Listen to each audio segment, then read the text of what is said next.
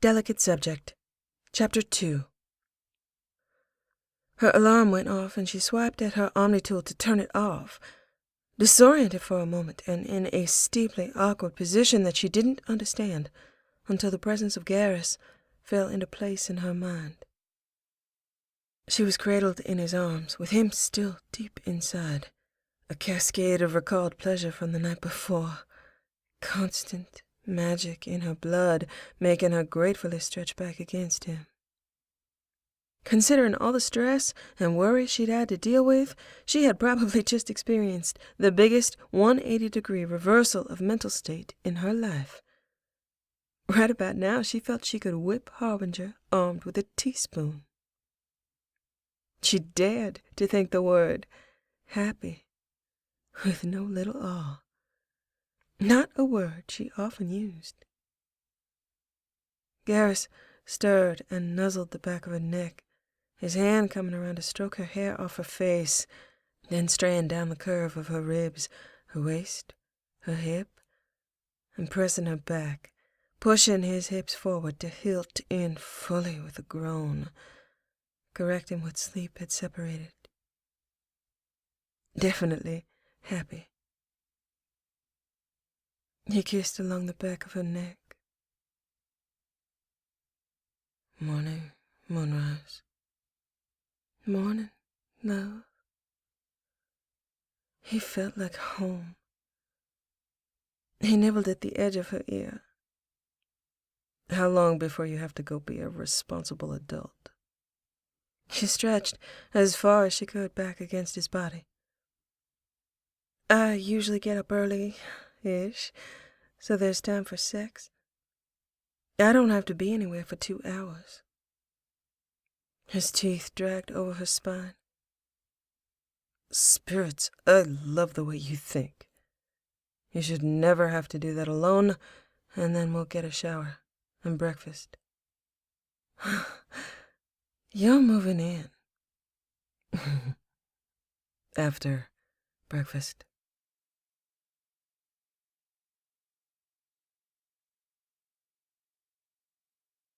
Part of the great joy of sleeping with someone was actually sleeping, waking up in arms, lazy lips on hair and plate and skin. To have the first thing brought to mind upon waking be a lover instead of the day ahead was more shelter from the storm. Time went by blissfully. Garrus moved in, and they spent spare time together. Her lack of sleep compensated for by a huge boost in morale. There was so much similarity between Taurian and human career military traditions, so much about their personalities focused on right now and unapologetic sexuality, that they had seamless and uncontested time together. Garrus had no undertones of anxiety, worry, or, oddly for a Taurian, sense of pecking order. Yet, well, maybe that was stowed away already. She had established the order, and he accepted it. He'd chosen to live and die by her command. Maybe he had learned everything he needed to know from her during their time on the SR-1. He didn't ask her questions about her prior lovers, something she always dreaded. She guarded a lover's privacy as zealously as her own. He was willing to accept, if not entirely embrace, her terms as his own. There was command structure, and there was friendship, and there was the anything he'd promised her years ago. He was first among equals, and she doubted she would find many people that were his equal, given the lack of such people existing and her shortened time frame. He knew she couldn't possibly give more, and she would never give less until that was what he wanted. He seemed to understand, given all he had in each moment as he did in combat. Her relationship with Garrus was established and noticed, starting with Grunt, and then when confirmed, the information moved through the crew like throwing a match on spilled fuel. It was thankfully non-traumatic, accompanied only by teasing and congratulations. People were facing death and definitely stressed, but also knew well enough that they needed to rely on each other to stay alive, and likely that she would not take well to anything phrased stronger than a tease or a joke. Jack had commented, "Finally picked one, huh?" Jane had only smiled, and Jack knew her well enough at this point to say, "Well, it's not like I have a shot with the Drell. Have at it. I probably never had a shot with Garrus. The man does not like tattoos." Grunt was all about the Krogan rights. "Damn it, Shepard, if you're getting some, you need to recruit a Krogan female. Unless you volunteer." "I do not volunteer. You're just going to have to suck it up and find your own female on shore leave and content yourself with the fact that I give you lots of mercs to kill." "Well, there is that. Just keep an eye out for me. Next time we're at a bar, back me up." "I'll be there for you, Grunt. But women are going to throw themselves at you once they see you. You are a handsome Krogan, and you'll be there to catch them." Grunt had laughed. She thought about how to approach Thane. If Thane wanted a shakedown run of his own, they were adults. They would manage. Garrus would amiably leave at any point, she knew, but she honestly didn't want to ask him. She took him at his word, though, that he would be there or not be there as she chose, and that to ask would not bring resentment. She thought the odds of Thane saying yes were low, though Garrus had disagreed. "I never appreciated the Taurian sense of smell until I came to realize how nose-blind you are. I didn't need words to know you wanted me. I don't need words to know he wants you. It must be terrible being you." She had thrown a pillow at him, and he had ruined her fun by catching it, then made her fun by pinning her down and saying, "Poor Karim. So inadequate." "Yes, poor me. It's terrible."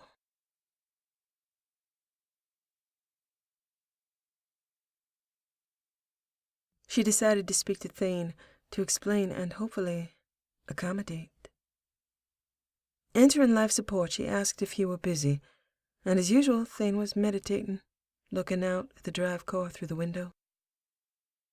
She didn't like the thought at all of him down here alone, with only the two bright chrome and memories for company. The echo of loneliness that she wanted to change for him pulled at her, experiencing sympathy and even solace in his presence as she tapped through the brief corridor to ask for his attention, hoping he did not turn her away once again as he had before. Not because of Garrus, but because he was measured, thoughtful, and private, and when there was little to say, he said nothing.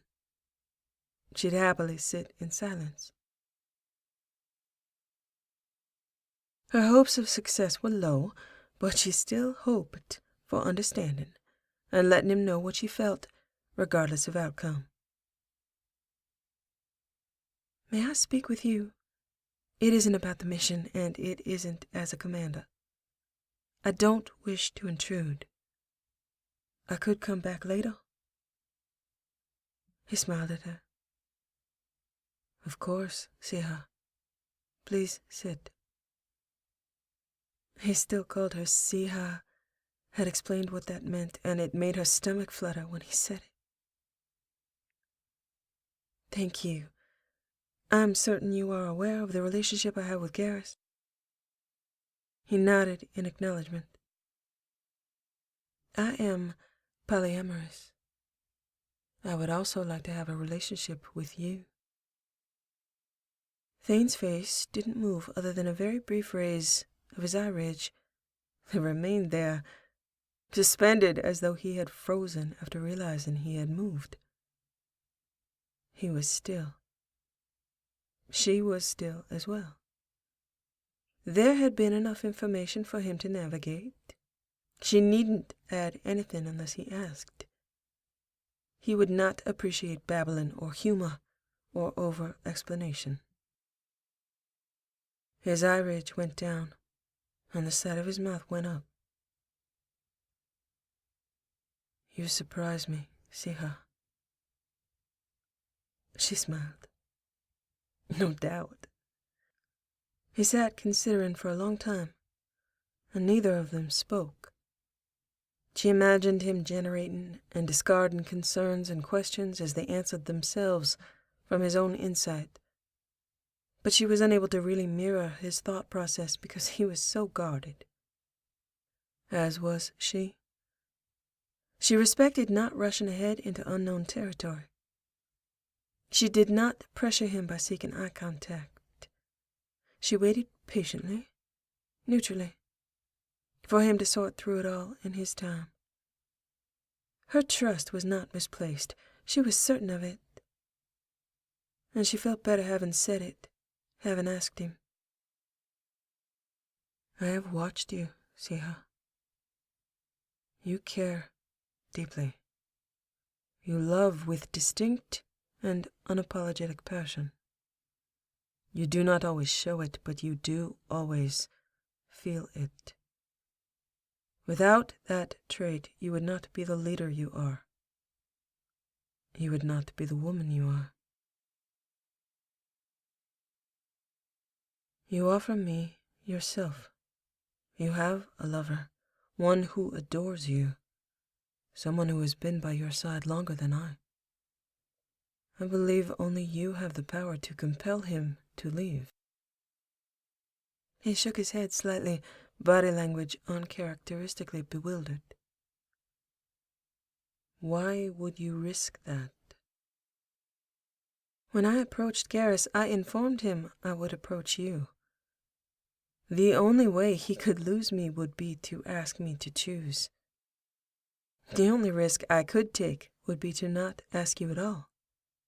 I am loved, and I love. I do not love only one person, but I understand if that would make it impossible for you to love me in return." Thane's voice seemed to move, as though to catch her from any potential verbal fall. "Not impossible. You are correct. You are loved. That shall not change as long as there is breath in me." Her heart started to hammer, and dark, silent rooms in her psyche felt as though air moved through them. Light began to filter down into them. He was part of her in a way she could not communicate, because it was made of shared silence. He looked at her with sorrow in his eyes for a moment, before he stepped over to her, and offered her his hand. She put her hand in his, and he pulled her gently to her feet. He brought his hands to her face, slid his thumbs back along the line of her high cheekbones, and then leaned in to kiss her, his mouth brushing hers. She began to tremble, drawing in a soft breath in surprise, knowing to be careful with Adrel's lips, waiting for his invitation, his pace. From the brush of his fingers, the radiating tingle and sway from his thumbs on her skin, she knew within seconds that his venom was different from any she had encountered, unexpectedly strong. One more way in which he was special. Over melting moments, her balance faltered, causing his hand to leave her face and support her by pulling her hard to him with his arm around her waist. His other arm came around her shoulders, the disorientation and dizziness wickedly fast along her nerves, her eyes closing against blooms of color, wanting to focus on nothing but where his body touched hers.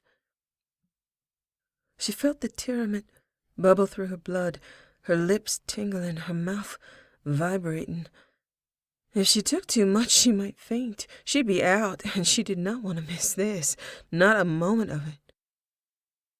Just by being there, he had lit a fire in her, made her seek a need that hadn't existed until he had existed, and he stoked that warm need into fire with his mouth, his hands, his soft groans as he kissed her. His kiss grew open-mouthed and hard, relentless invasion and systematic ruin of admittedly weak to begin with defenses and will where he was concerned. Her blood pounded audibly in what would otherwise be painfully hard inside her skull, but instead pleasure raced along blood paths and muscle. A feeling solidified, a sense of being poised, open only to what he wanted, waiting and anticipating any need he might express, longing to give back anything, everything. He pulled back, and auroras of color with frame and texture danced around him. She didn't want to move unless he said so. Tyramid finding its way through her mind. This was not only more venom, stronger venom. There was not just building pleasure, but draining will. Very useful to an assassin. She wasn't afraid, but she momentarily thought she should be, and then lost that thought. He still looked as though he felt sorrow, and she couldn't stand that idea, wanting to find the words. But not knowing what those words might be, or maybe not knowing what words were at all.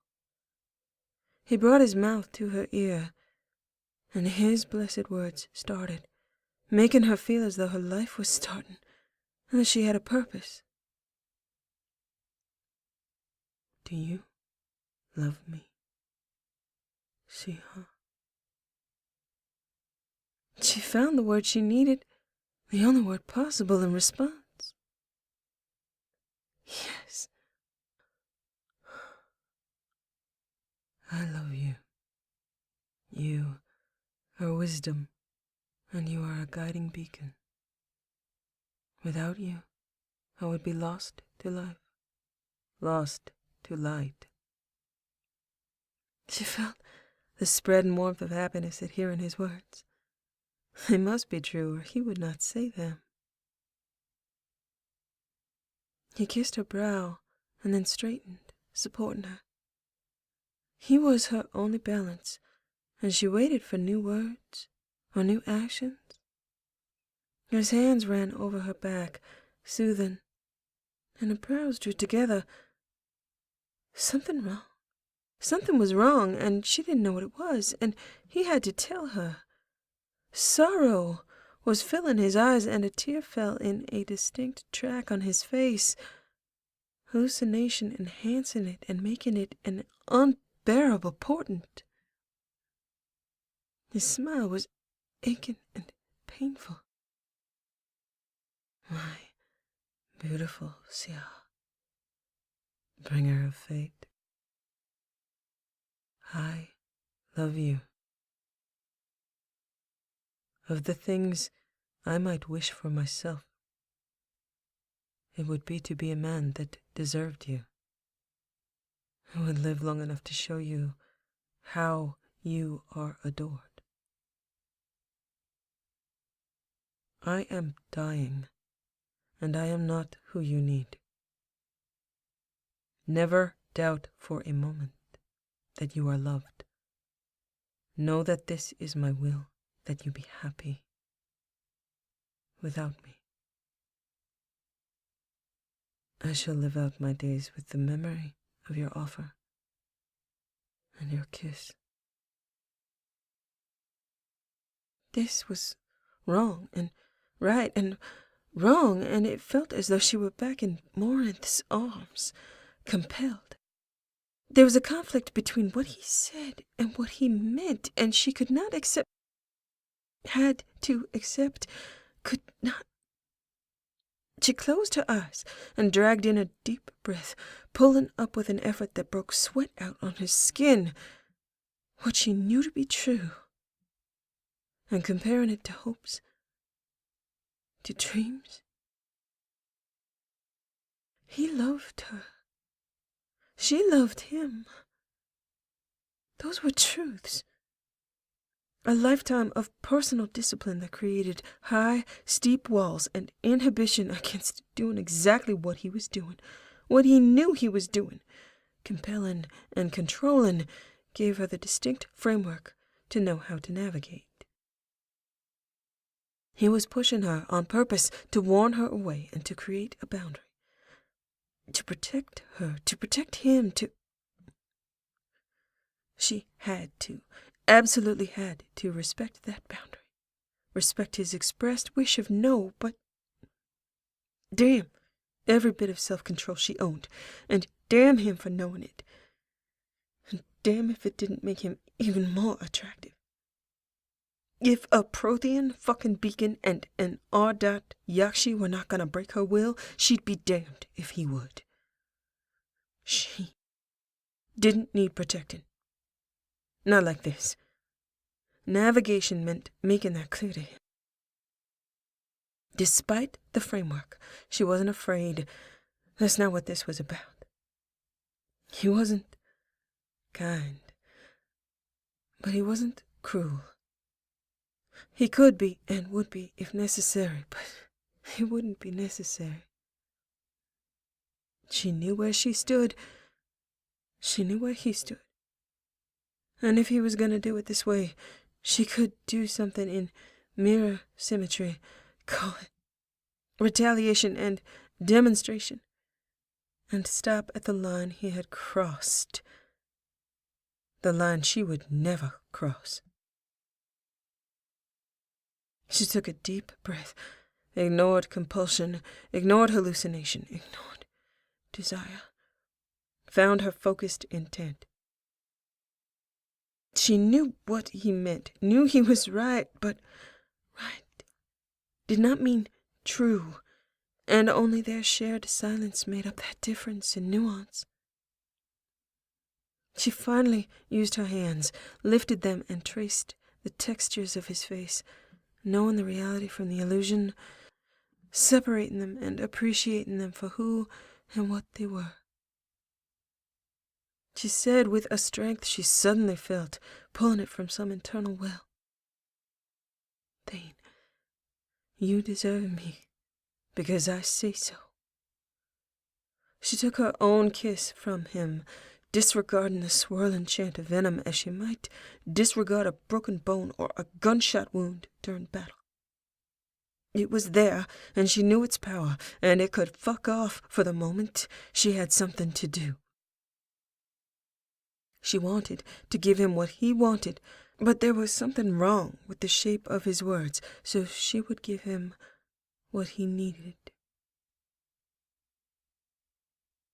She kissed him, fingers along the wave paths of his frill, gentle and invested with her sense of certainty in the chaos, giving him what she wanted him to feel. His self-denial ran so deep. It was as much a part of him as her self-control was a part of her. Ironically, they kept each other company in that effort, and always would. Her mouth moved to his ear. "Thane, your will is your own. I will not cross that line. You can't make me stop loving you. You can only choose to starve yourself, fearing famine. Don't be afraid." That wasn't exactly right, but she only knew a few things.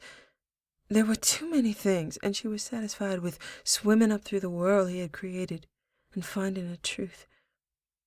Not all the truth, but some of it. Enough. Enough for now. When she drew back, the streaming, pulsing lights of Tiamat framed a man in shock. Good. Shock is good. She had asked, and the asking had brought a kiss, and the kiss had brought a truth and a lie, and his face in this moment. And it was enough to know that the asking brought its own reward. She resisted the impulse to return again to his mind, to his heart, to all the things promised by his presence. if he chose to be alone, she would respect that. She would love him, and he would love her, and they would both know it. They would keep each other company in effort. She kissed his brow, lingering, a forgiven and understanding benediction, and then she turned and left, hard-fought balance taking all her concentration.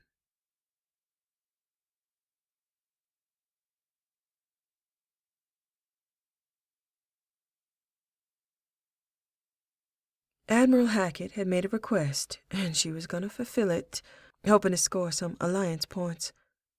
It rhymed with trap, but her sense of alarm had been eroded because everything was alarming, everything was lethal, everything was a potential trap. She would need to inform Garrus as her second-in-command that she would be off the ship for an extended period of time, but she did not plan to do that until the last minute. He would not like it, but he was an excellent soldier that followed difficult orders. She and Garrus had settled into an evening routine that involved her never-ending approvals and research, things she made take longer than they might necessarily take because of her triple-checking each request. She cross-referenced each fact with fresh eyes and as much independent information as she could gather after time had passed since the first review, to avoid missing something out of habit or distraction. He tinkered with weapons, hers or his, or anybody else's if they had made a request, or if he had noticed something that could be adjusted for better utility. They spent time sharing industry, dedication, and attention to detail. A chime at the door brought Thane into her cabin. There was something off about him, and he seemed very un-Thane-like. He seemed almost agitated, tension held in his face and hands.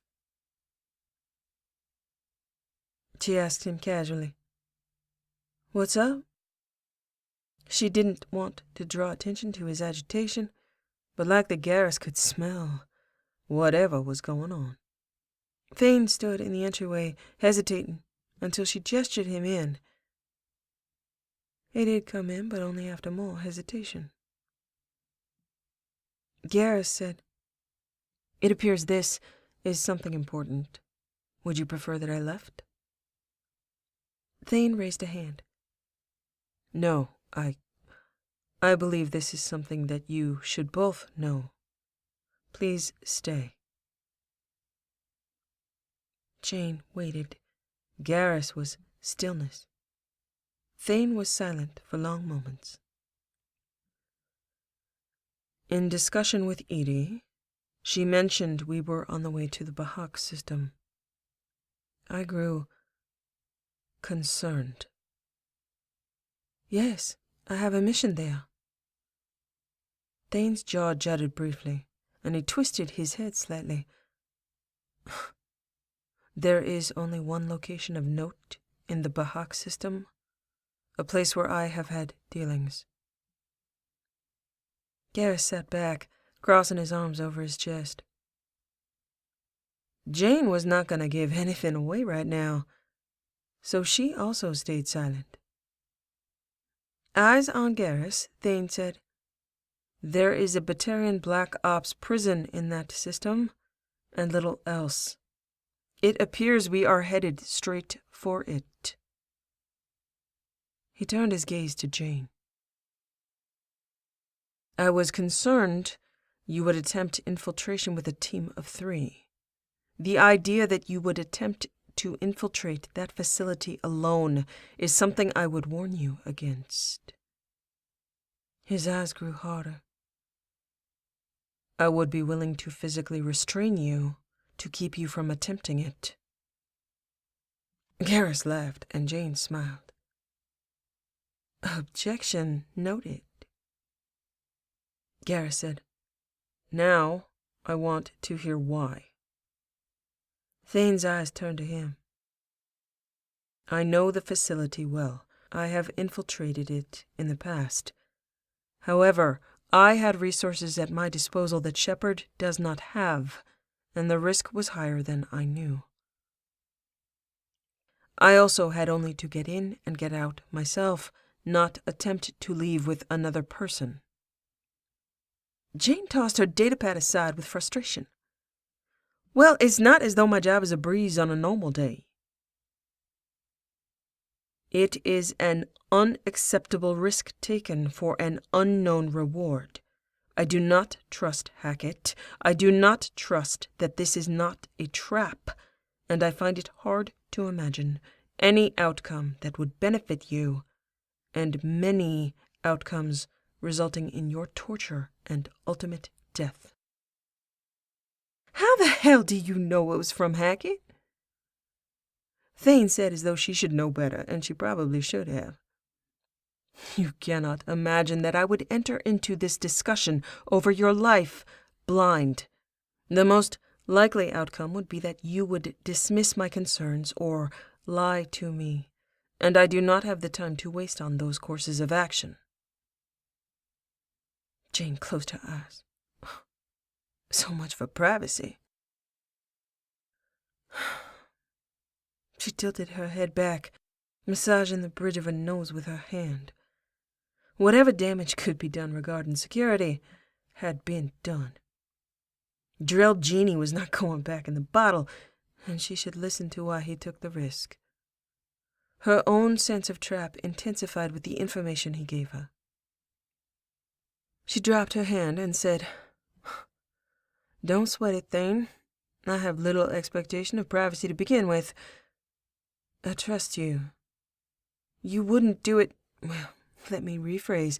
You wouldn't admit to doing it unless you felt this was important enough to expose yourself to my potential anger. You decided to say it in front of Garrus, so you were willing to risk his anger. I get it.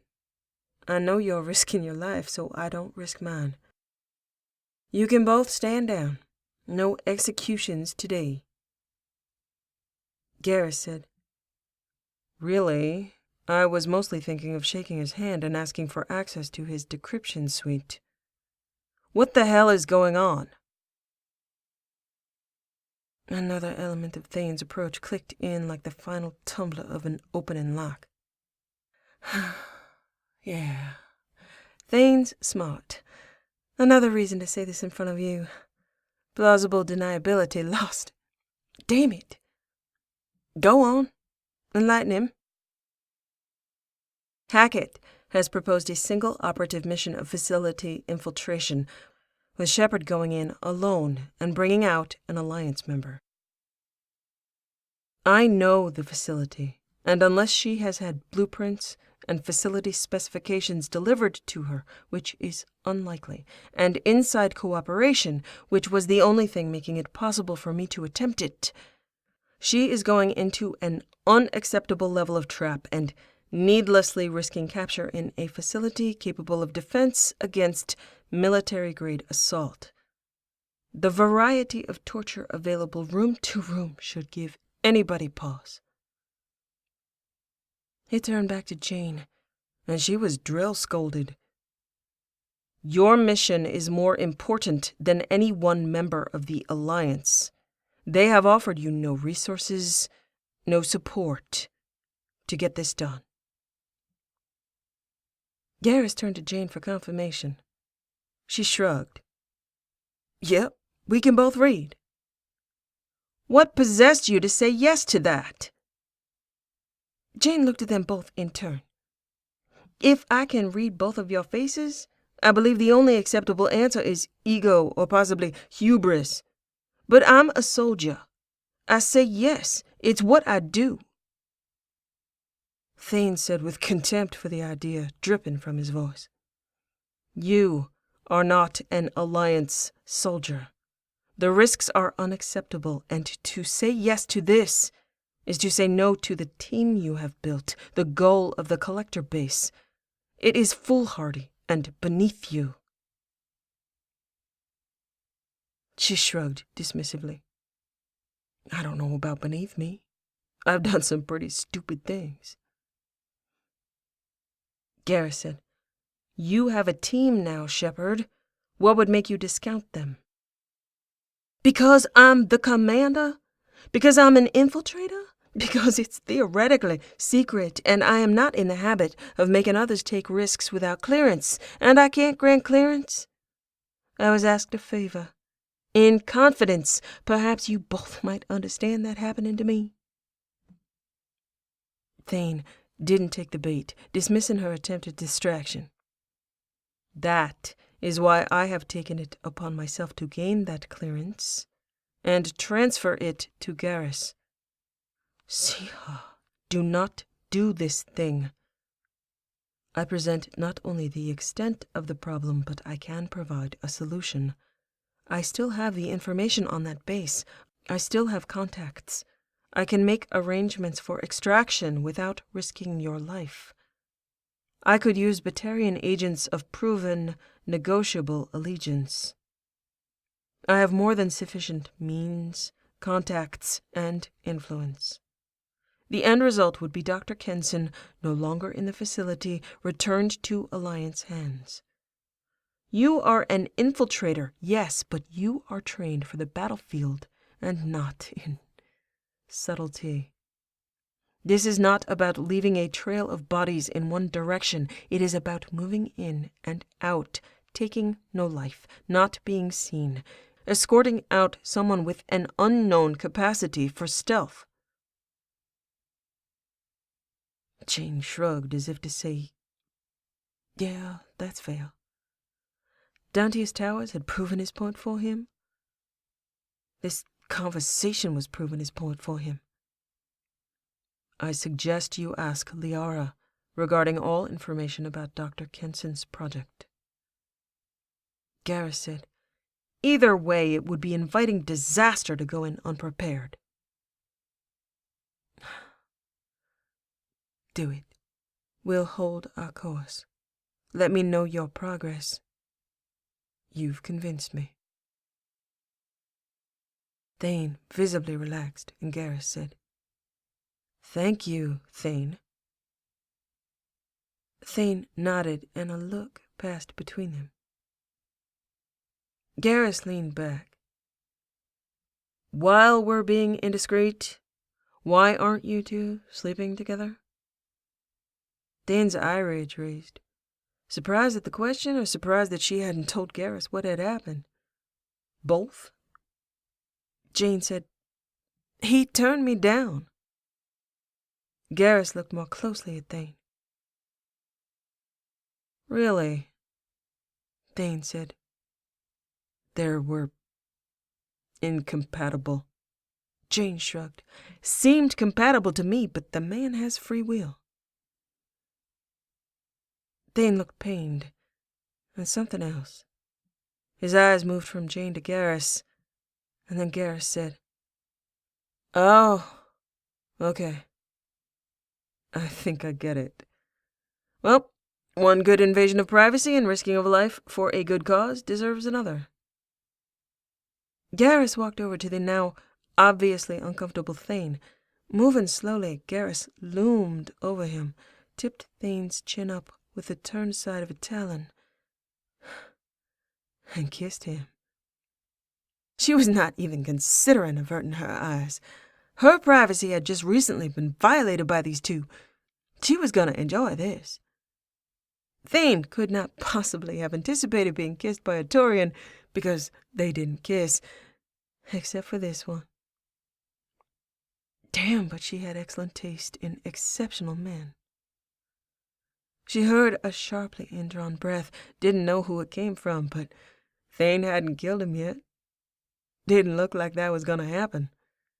Thane's hands out to his sides, spread out tense fingers wide, and then he drew them back into balled fists. Garrus's back was to her, and she could only see part of the embrace, but what she saw and heard made her toes curl. After a few moments and a Garrus groan, he slanted his head to the side, deepened the kiss, and put his arm around Thane's waist.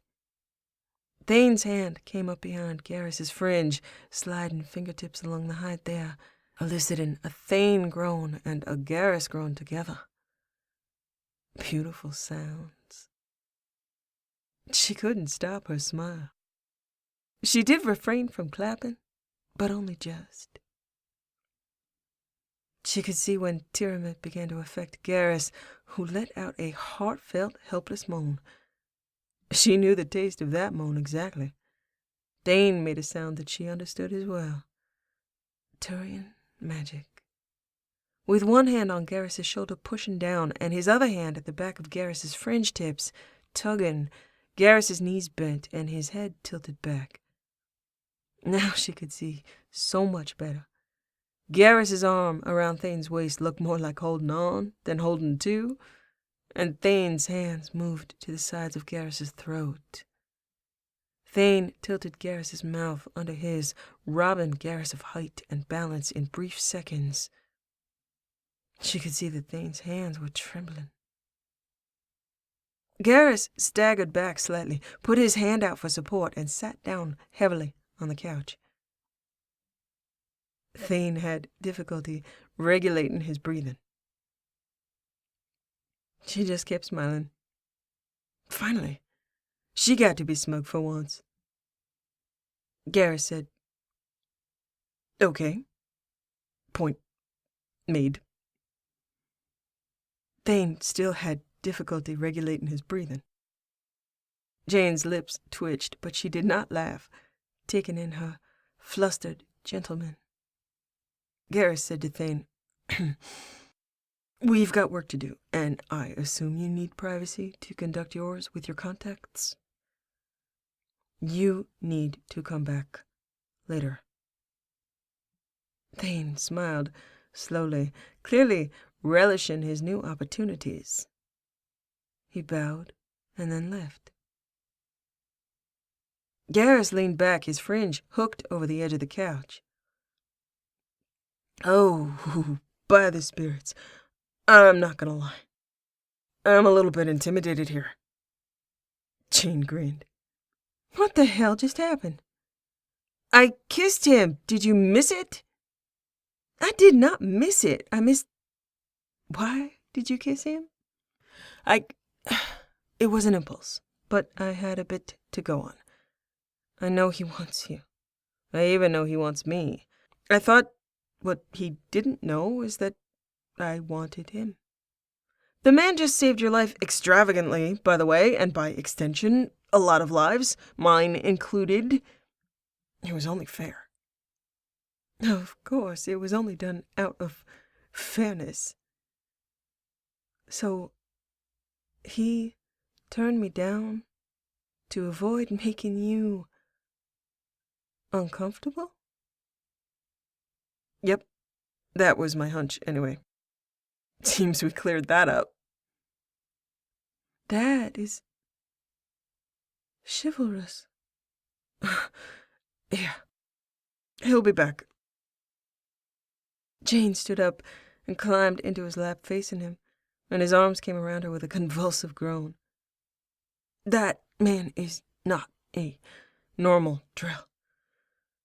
Spirits, you're beautiful and glowing.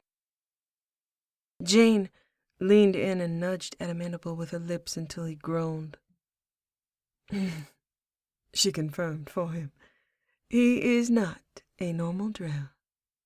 You are magnificent and brave. He kissed her ravenously, and dizziness simmered through her. The sense of family, of team, of cooperation, of joy was filtering through her mind like sun. He kissed along her skin and asked her, "Why didn't you warn me?" She tried to think through the sunshine, asking, "Warn you about what?" "Not a normal Drell," she said while nuzzling at his jawline. Didn't think it would come up. Spirits, were you wrong? She smiled at him. Seems that is happening a lot with more people paying attention. Garrus pulled back, venom drunk, amorous, and sure. My Karim, we will keep you alive despite your best efforts to get yourself killed.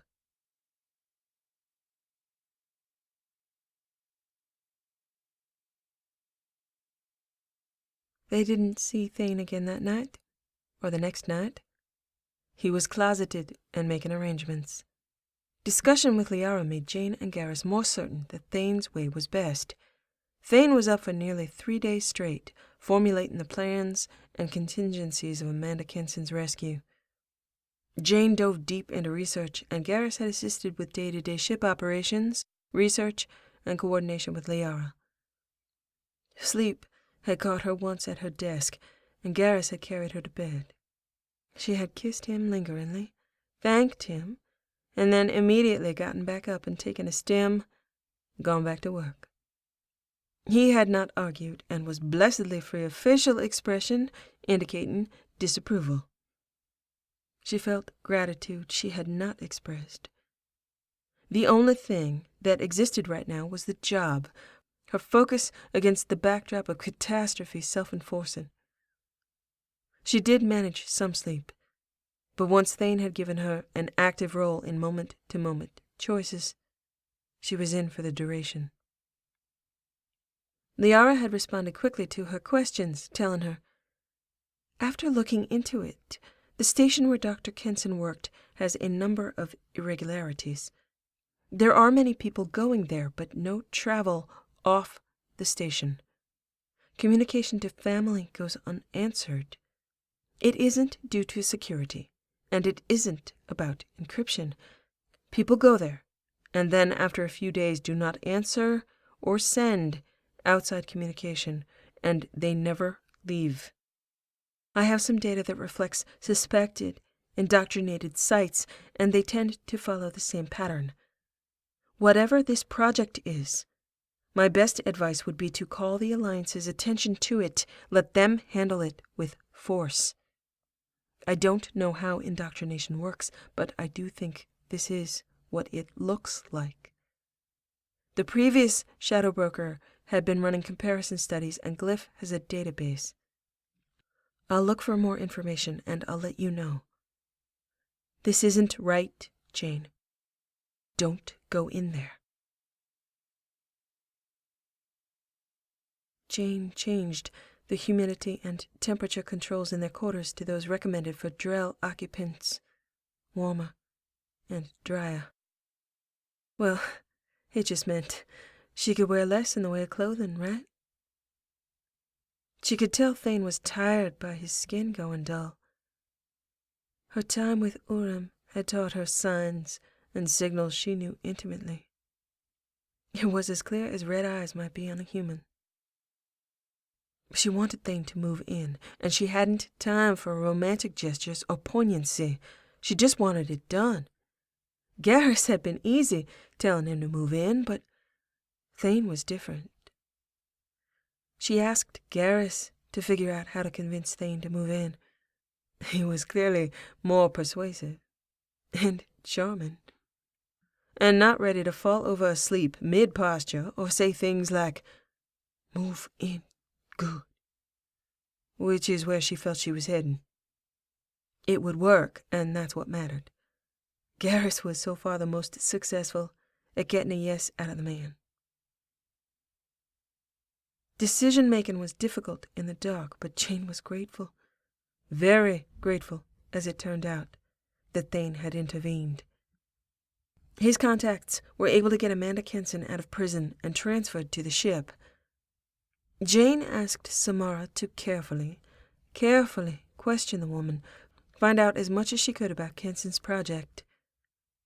Grateful to be rescued, Kenson easily spoke of her mission and the relay, and that Reapers were coming, and that's where Dr. Kenson went off the rails during repeated questioning on that point.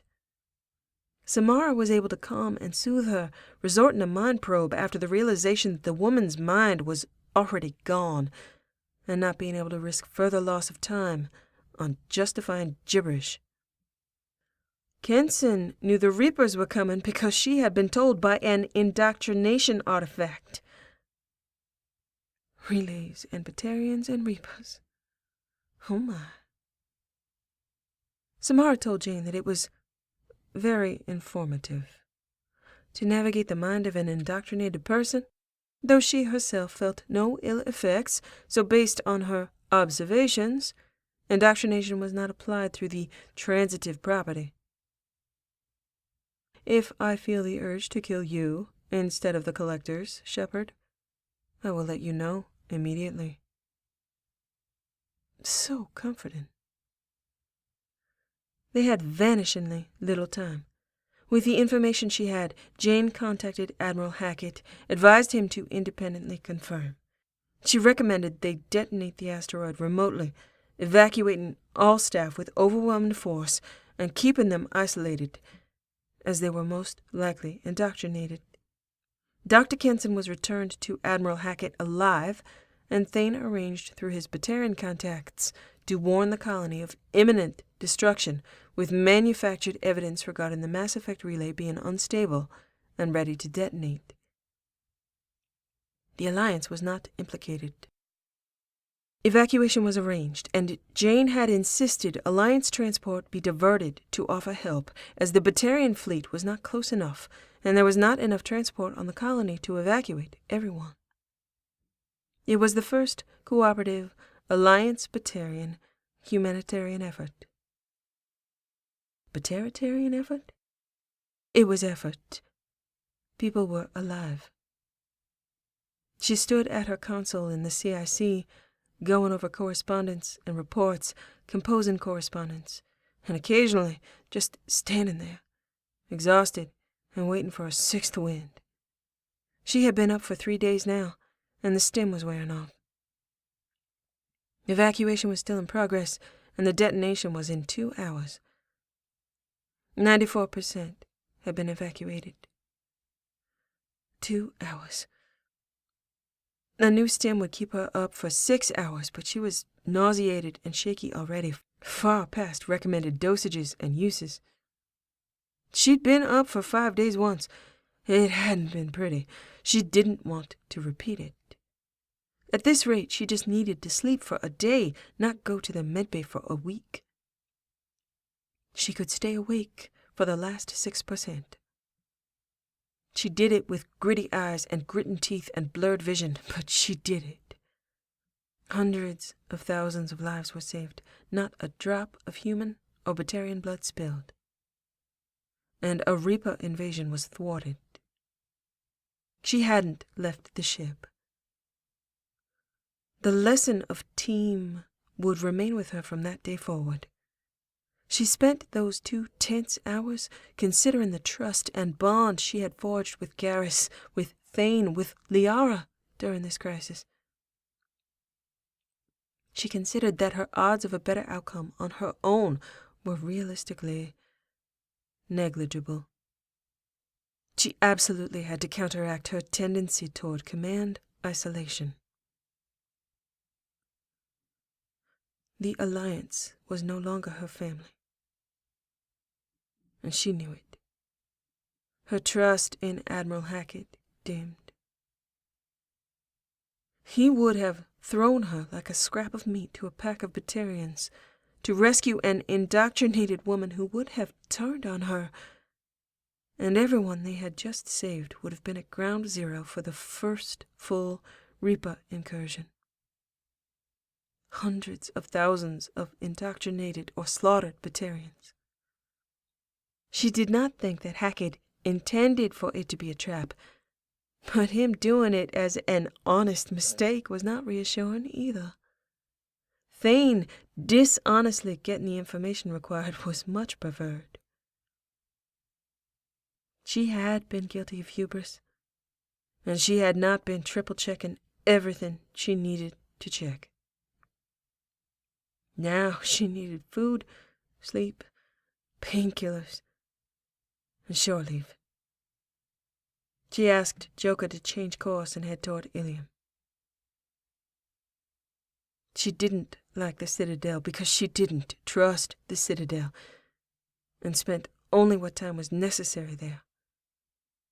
The Keepers, the hidden relay, the information about the Citadel being a custom-built Reaper trap made her too tense to stay and unwilling to spend time overnight. If they were forced into a layover, she always slept on the ship. Ilium had no memories of strewn bodies, no reminders of Urem's loss and her failure to save him. She made it back to her cabin around 3:20 a.m. ship time, about an hour from when she usually woke. She made her way silently to step down and see Thane and Garrus tumbled in bed. New holes in the sheets, familiar marks of Turian talons. Garrus was the big spoon. Obviously. The sight made her feel serene. Thane was here. Garrus was here. She'd get there eventually. She didn't want to get between them or pick a side, didn't want to insert herself. She just wanted to let them sleep. Right now wasn't about her.